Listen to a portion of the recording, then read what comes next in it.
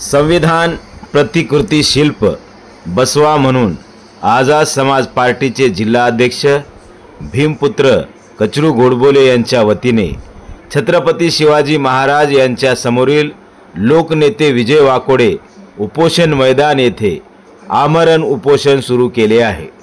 परभणी शहरातील जिल्हाधिकारी कार्यालयासमोरील असलेल्या डॉक्टर बाबासाहेब आंबेडकर यांच्या पूर्णाकृती पुतळ्यासमोरील असलेले शिल्प बसवा म्हणून हे आमरण उपोषण सुरू करण्यात आले असल्याचे गोडबोले यांनी सांगितले।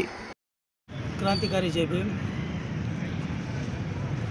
10 डिसेंबर 2024 रोजी डॉक्टर बाबासाहेब आंबेडकरांच्या पुतळ्यासमोरील संविधान शिल्प क्षतिग्रस्त झालेले आहे, त्याचं नुकसान झालेले आहे।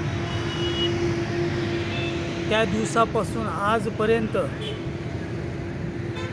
तो 2-3 महिने होऊन गेलेले आहेत। 25 जानेवारीला आम्ही संविधान शिल्प बसवण्याची मागणी केली होती, तरी देखील प्रशासनाने ती पूर्ण केलेली नाही। ना इलाजास्तव आज मला उपोषणाला बसण्याची वेळ आलेली आहे।